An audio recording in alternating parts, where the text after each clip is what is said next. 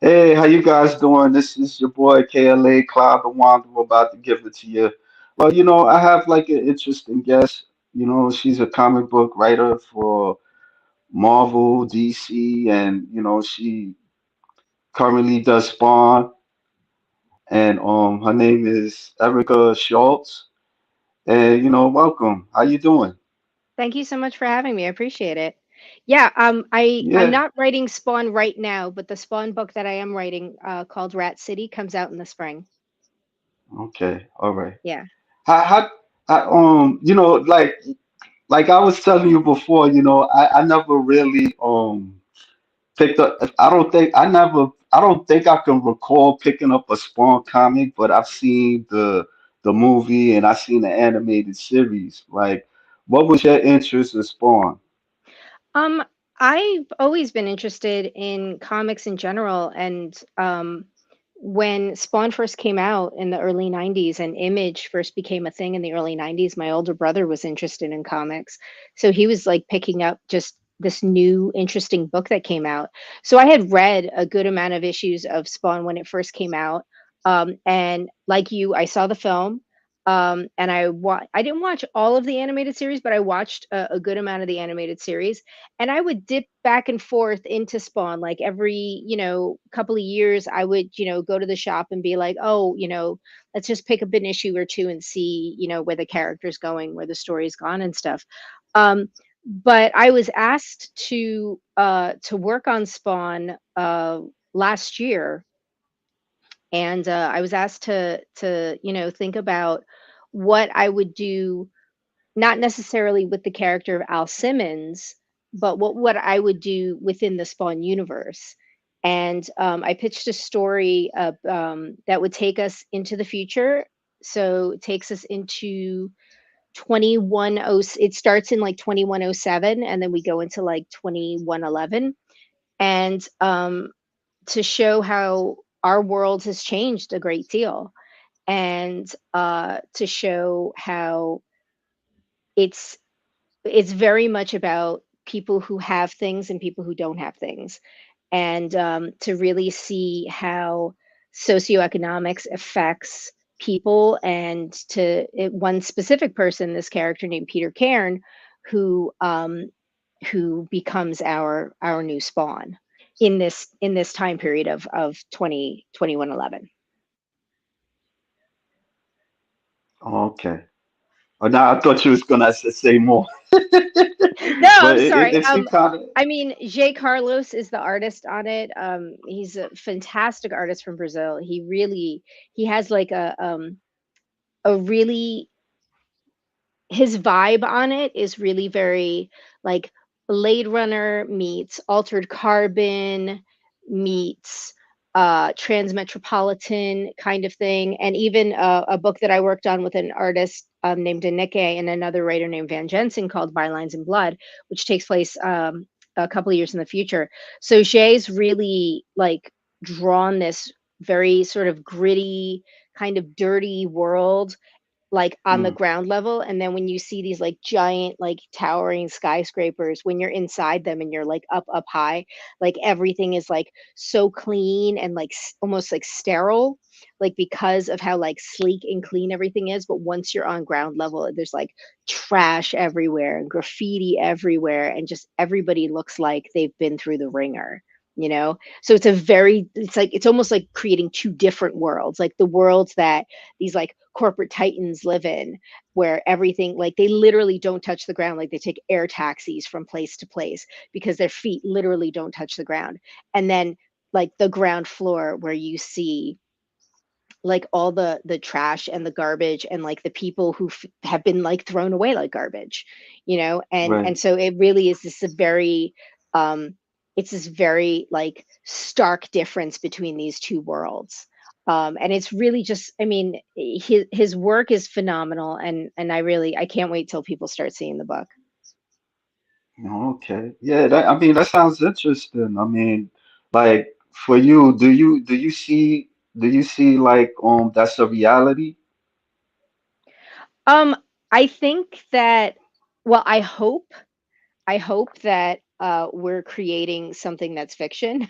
I hope that it's not the reality that's coming, but I do know that like um, there is huge divides in wage equality, be it based on race or based on gender identity.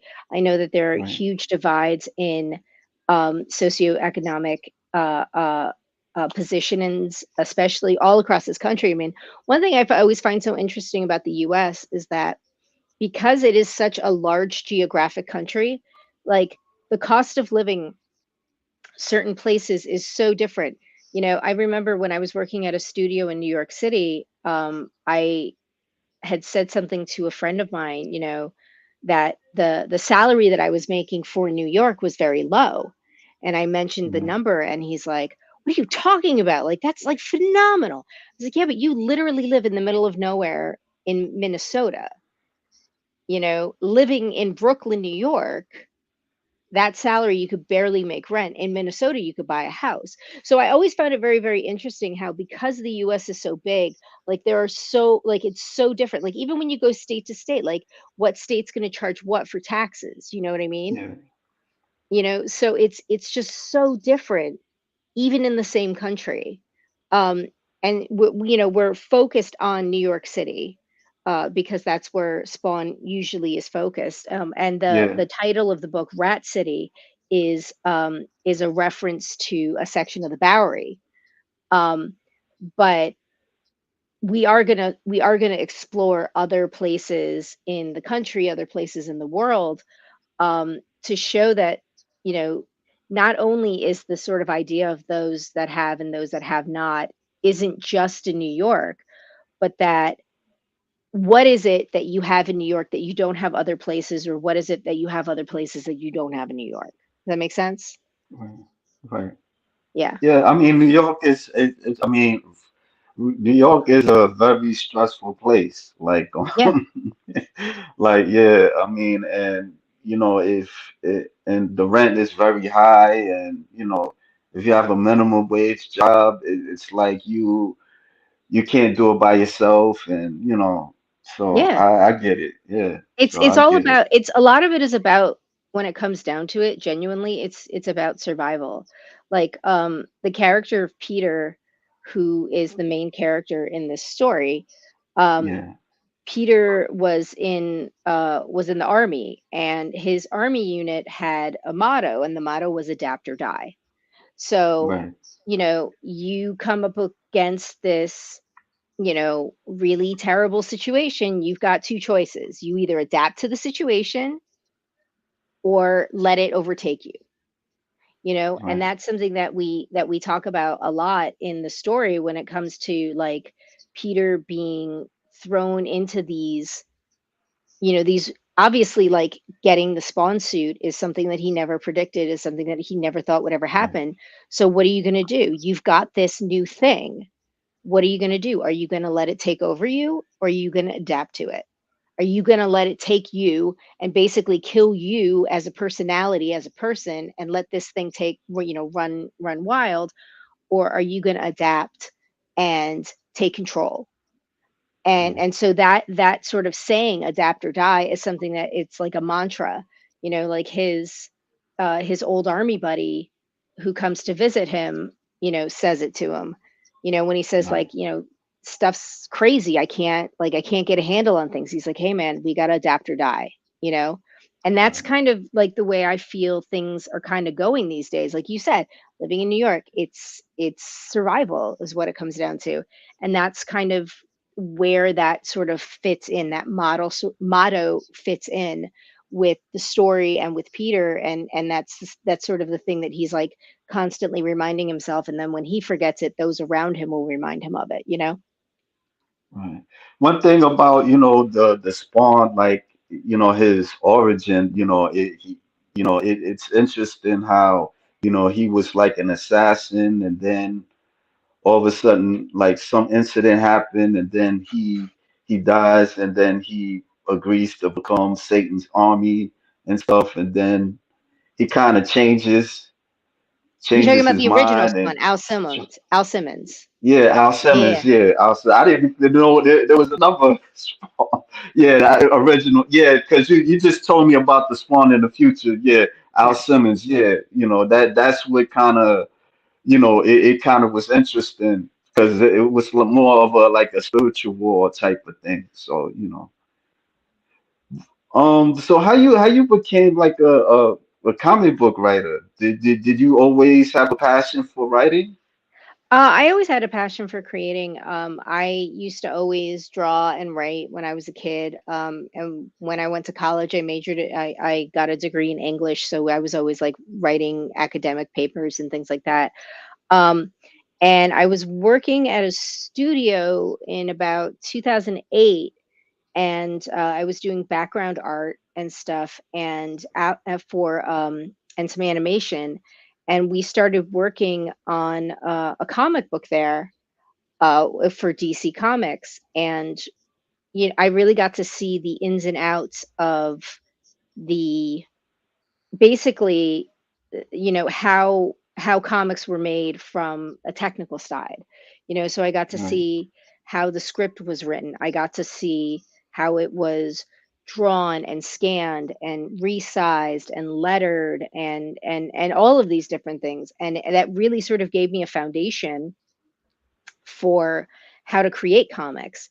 So I was never a good figure artist. Like I would ink and do backgrounds and stuff like that, but I was never really a good figure artist. So I would never draw my own comics. Um, Right.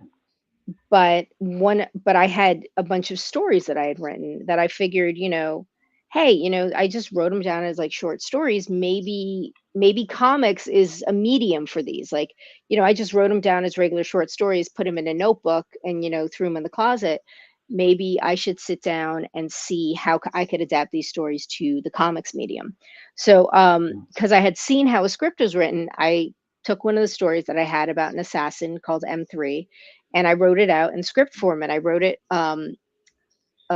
the first couple of issues of it, and I went up to one of the other artists in the studio, one who was a figure artist, and he had worked on Conan and Jonah Hex and Moon Knight and a bunch of like really big stuff.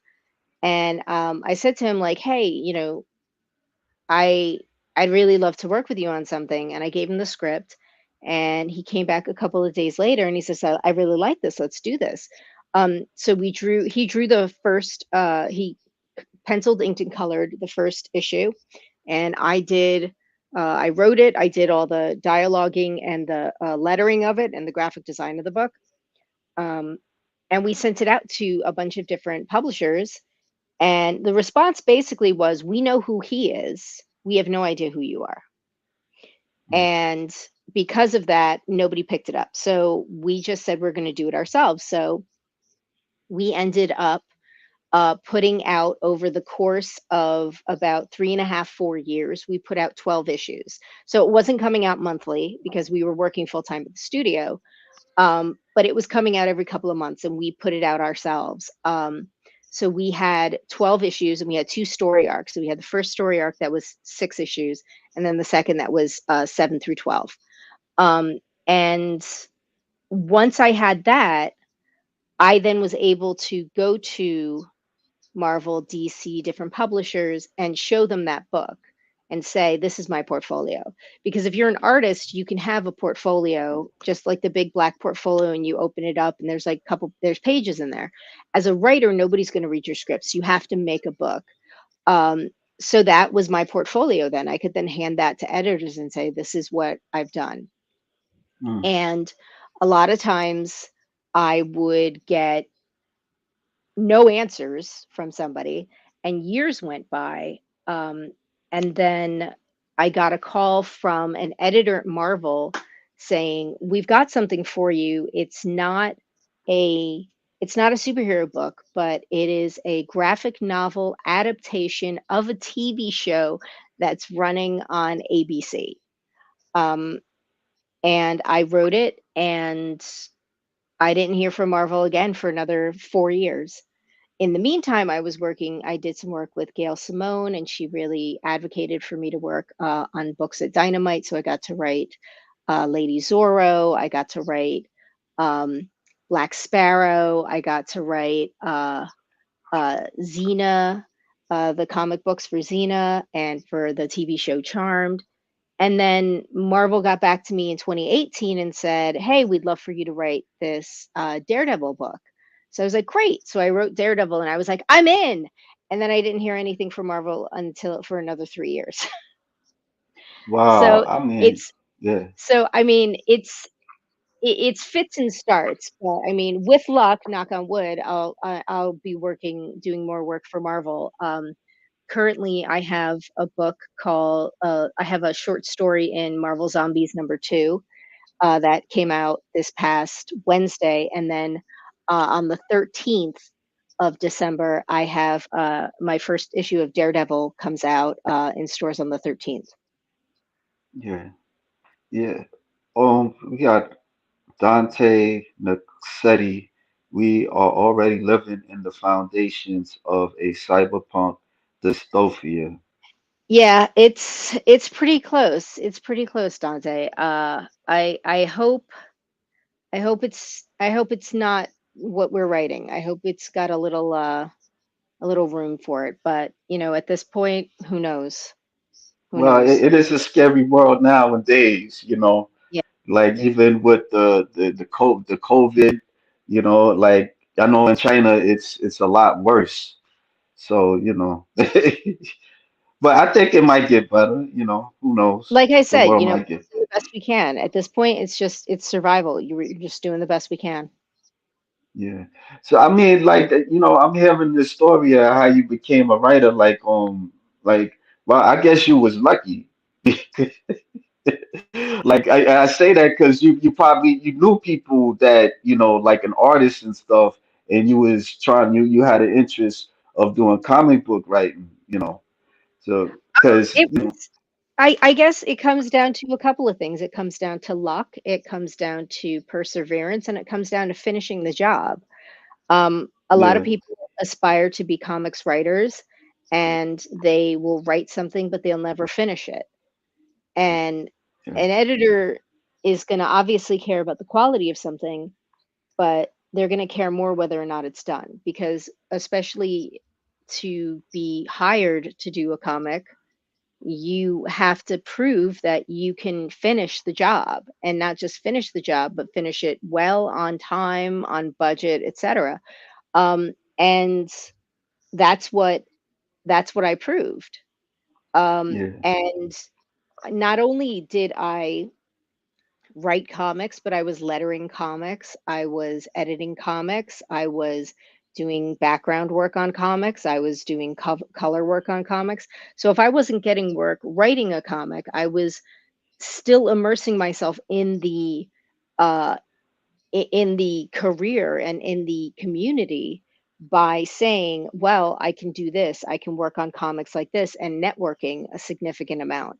So yeah, luck, absolutely, luck played a part in it, but I also worked very, very hard at where I am. yeah. So I wouldn't say luck, but you was blessed oh, to have absolutely. like yeah, I mean, like you know, the closest I ever did. I mean, I've taken like courses of like alternative comics in the School of Visual Arts, and we I remember like we had to come up with a story, and then we do the artwork and stuff like that. And I remember I wrote a story about some guy. He did like 30 years in jail, and he came back in society and it was like the future and then he witnessed a murder. He killed like these adolescents. They killed these cops and stuff, and so they was just shooting with these like high tech guns and stuff like that. But it was just for that you know for that course though. I didn't I would try over the years kind of like being like creative and try to write a story for a comp, but it's not always easy all the time. like like how do Oh, you like it's not easy at all. I mean, it's tough yeah all the time. um I I mean, I've got I'm staring right now at a list of different scripts that I need to write, and there's one, two, three, four, five, six, seven. There's 14 scripts that I need to write by February 1st. Oh, man, And that's there's over, let's do the math, about 260 pages that I have to write before February 1st. oh. Well, I How mean, were that's you able? How were you able to come up with the process of just kind of like what's the process like of just doing that? you break it down into manageable bites. If I just looked and said I have 260 odd pages to write, where do I start? That's a lot. But if you turn around and you say, okay, I've got 260 pages to write over one, two, three, over four different projects. So that automatically breaks it down. So you take it project by project, and then in each project, there's multiple issues. So you can break that down again. And you just start. So when I have, let's say, a 4 issue or a 5 issue miniseries, I will write out on a page or two the general story of what's going to happen in over those 4 or 5 issues. And then once I have that down, then I'll look and I'll break it down and say, okay, this bit is going to be in issue one, this bit's going to be in issue two. And I make sure that each issue has one major set piece, like one major boss battle or something, because it's superhero comics, so you got to have that. And then once I have where each one of them is going to be, then I take that and I try and expand it a little more.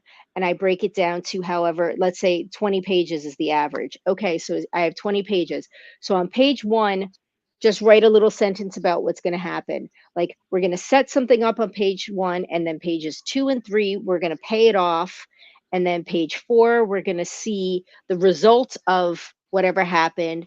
Page five, we're going to set something else up, like send our hero on another mission, whatever, and just pace it out pages 1 through 20, because sometimes it's 30 pages, but it's usually 20. That's the average.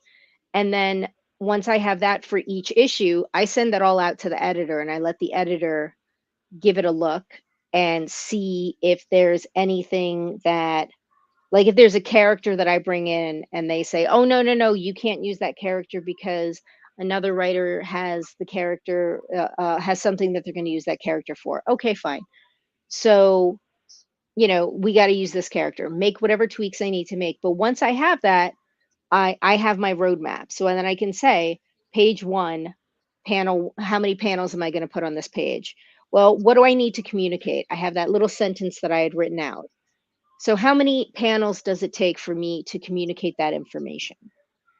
And in my scripts, I always tell the artist, look, if I write 5 panels on a page, if you can communicate the same information in 4 panels, do it in four. If you need six, do it in six.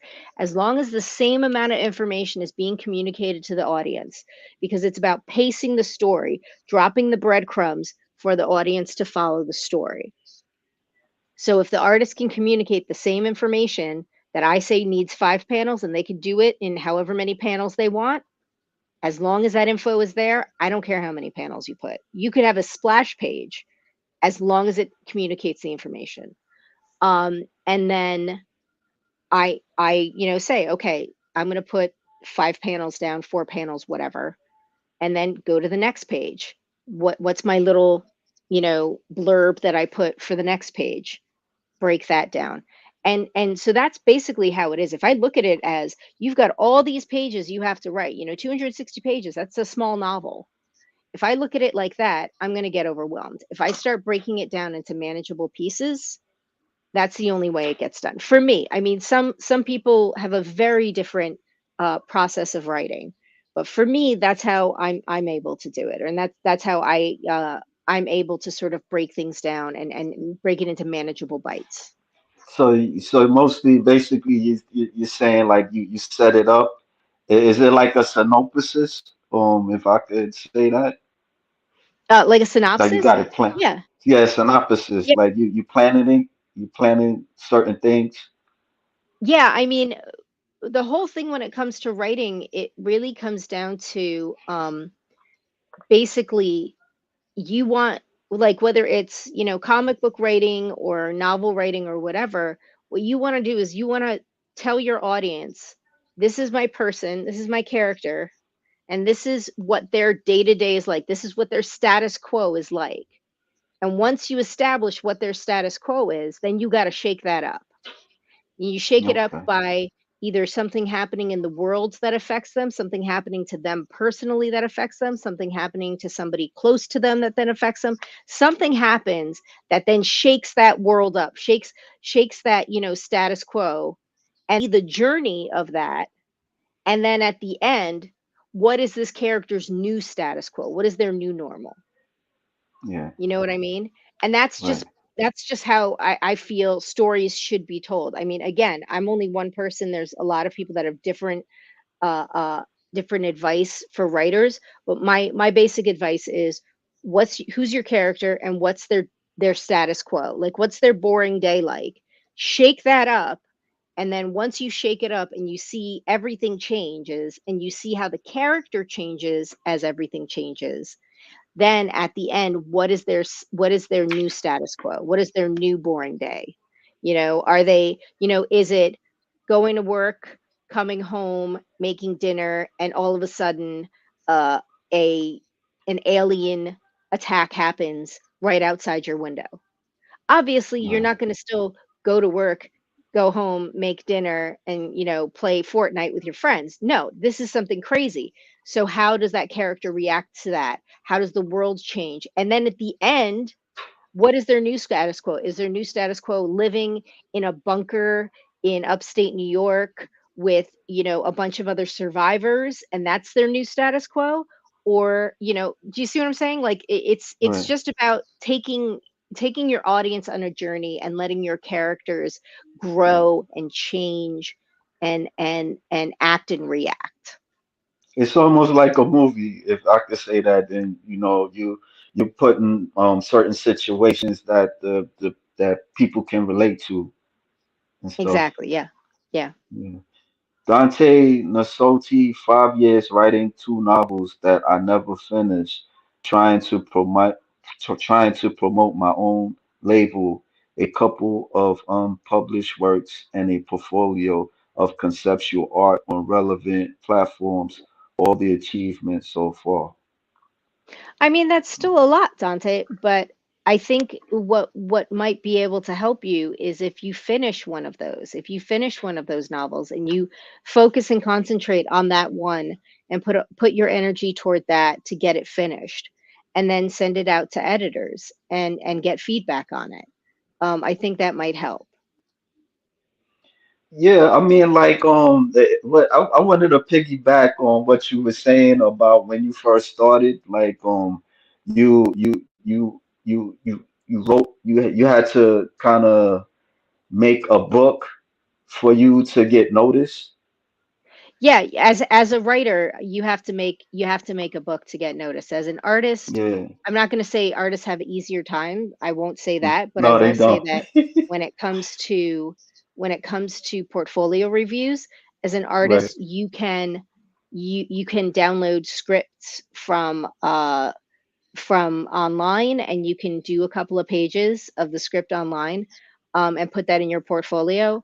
Whereas for a writer, you have to work with an artist, and you Yeah. have to get a book out there, get a book done and finished. Yeah, I was friends with a guy, he was really into comic books and he wanted to also do what you was doing. And, I think like not think, but we like years back we went to a comic book convention and he was showing one of the artists like his what he wrote and stuff, but I don't know if they ever got back to him and stuff. But I think like he was working with another artist on doing a comic book and stuff. I think it was like an all female superhero or something like that. But I stopped hearing from him for a while. But I remember like my first visit in Comic Con, and it really wasn't easy because I was always like in and out of drawing and stuff. And so I did make like a little comic strip, but I got some feedback about it, and it was like, somebody told me that I should do it like on Photoshop and stuff like that. And at the time, I didn't know too much about Photoshop. And then like, and then the following like artists, they was giving me like a lot of harsh criticism, but it was valid too, because it was like more like they was telling me that I have to really be passionate on what I'm doing and stuff. So but Well, sometimes as an artist, now go ahead. I was going to say, I mean, you're going to get criticized. It's a matter of whether or not the criticism is constructive. Like if somebody just Right, says, you suck, that's not constructive. If somebody says, okay, I'm looking at your portfolio and I think you need to work on anatomy, or I think you need to work on your perspective, or I think you need to work on, I mean, with a lot of portfolios, a lot of people just have pinups versus sequential art. So that's something that I know a lot of people want to, a lot of editors want to see. You want to be a cover artist? Fine, have a pinup, but does the pinup tell a story? Like, does that one image tell a story? Um, Storytelling in comics, in terms of just through the art, is more than just being able to follow from panel to panel, from the eye being able to follow the story from panel to panel. It also has to do with continuity. Things like if you have there's a literary device called Chekhov's gun, where if you introduce a character with a gun, then by the end of the story, that gun has to go off. Somebody has to be shot. right, There's no point in showing the gun if somebody's not going to be shot.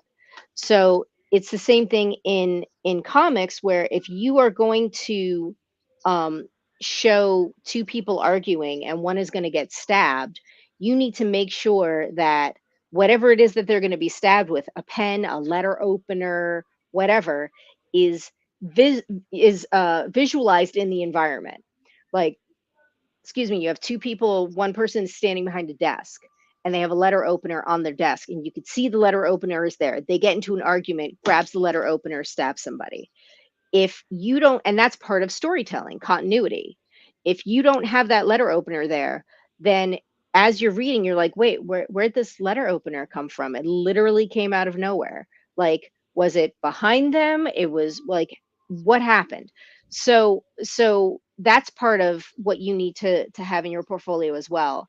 But again, if somebody just says you suck, then that's not constructive. If somebody is giving you specific pointers and saying these specific things you should be working on, then that's for you to take and say, okay, if this is something that I want to do seriously, then I'm gonna take I'm gonna take what they've said and said, okay, they think I need to work on anatomy. Let me work on anatomy. Do I need to work on perspective?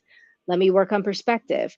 Do I need to worry if I'm coloring my own stuff? Do I need to work on coloring? Is it a matter of where your light source is versus your color palette is just it doesn't really it doesn't lend itself to the mood of the story. Like you're telling a story about someone whose partner just passed away and everything's brightly colored. No, I mean that's something that's going to be darker, and it's going to be more dour and like unsaturated colors and things like that.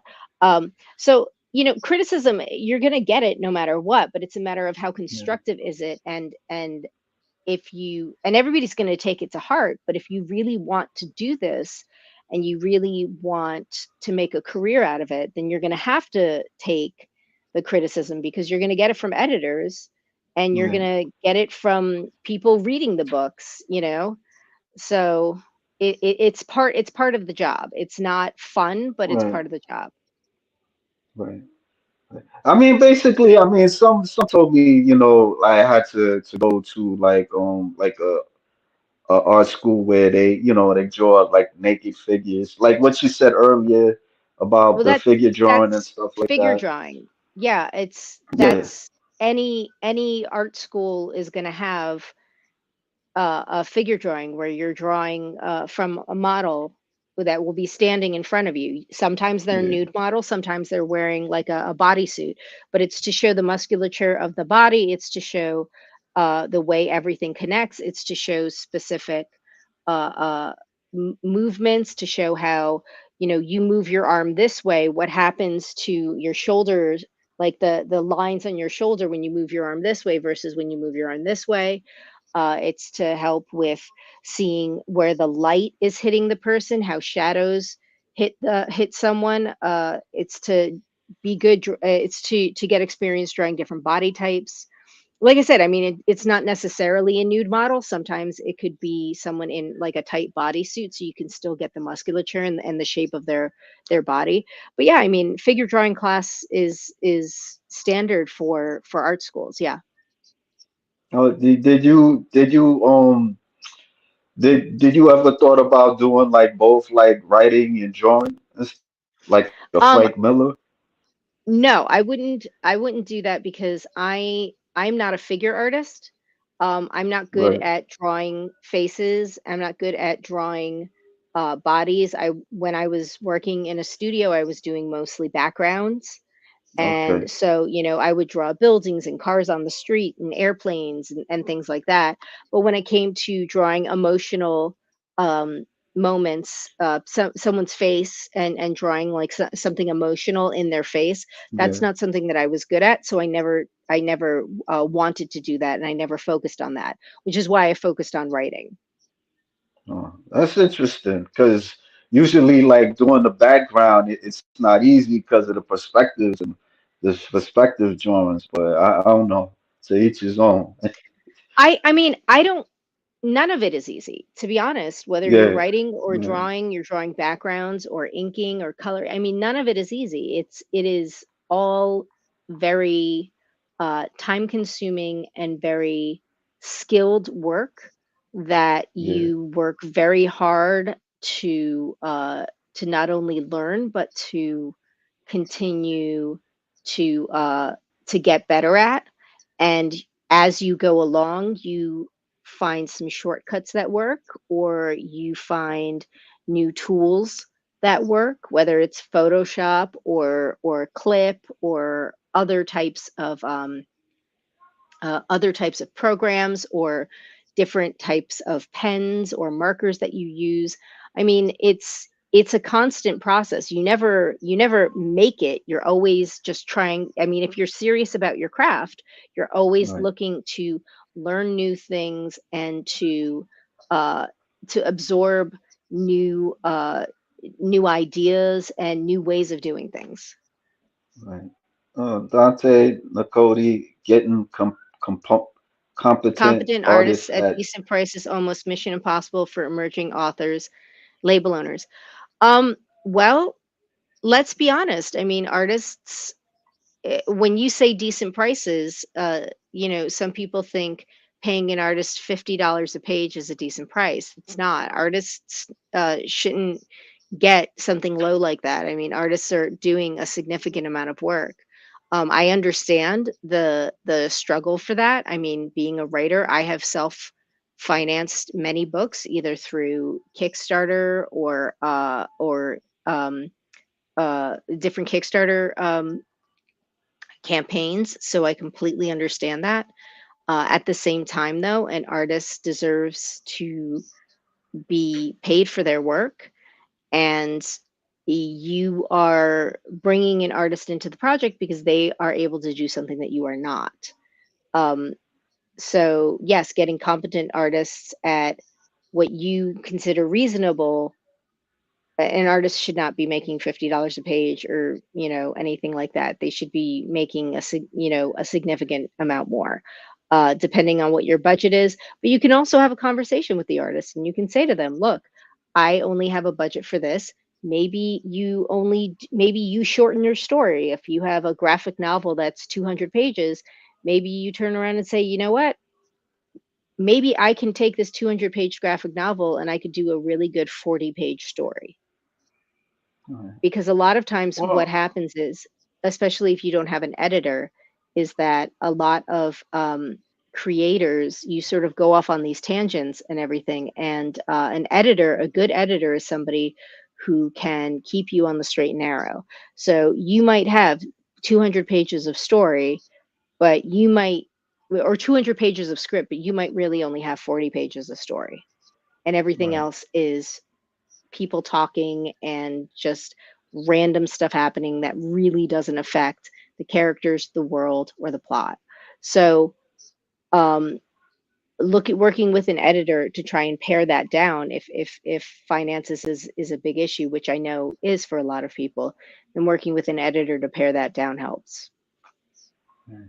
I want to go on the characters you created, like the comics you written, like you did Daredevil, um Yes. the Gang War. Why Yes. don't you tell me about what's that about? Like a little bit. So, Gang War is a crossover series that is coming to Marvel. I believe, the first issue of the crossover series came out last week. I think it's called Okay. Gang War First Strike. It is being led in the Amazing Spider-Man book, and it is also being it's going to go across Spider-Woman, Luke Cage, Daredevil, Hands of Kung Fu, um, and a couple of other books.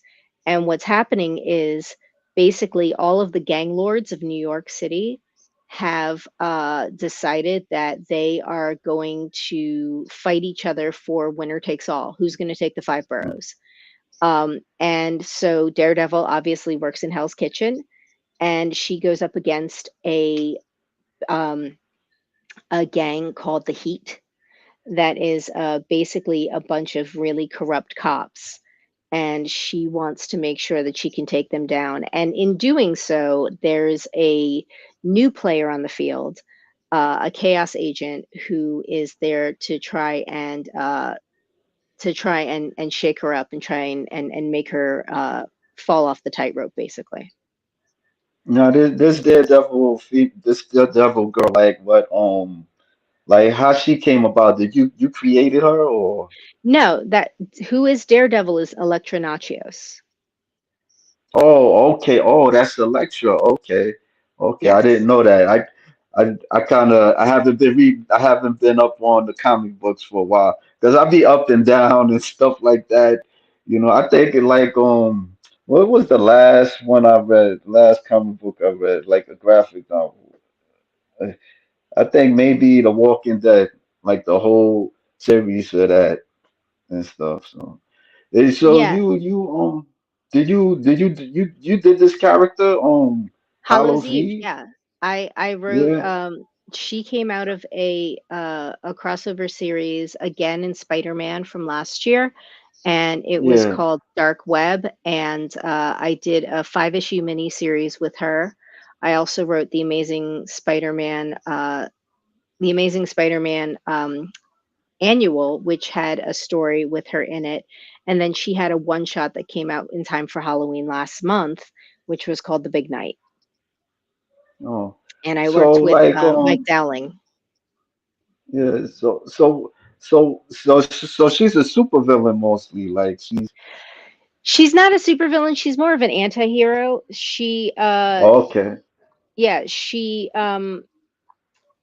is in love with Ben Riley, who's the Scarlet Spider, and they get into some not so legal stuff, and Ben lands himself in jail in limbo, and she is trying to get him. She's trying to break him out. So Okay. All right. And you also did a story with X-23 that Deadly Assassins, yeah, Deadly Regenesis. That was a lot of fun Deadly Genesis. Oh, because X-23 has always been a character that I've really enjoyed.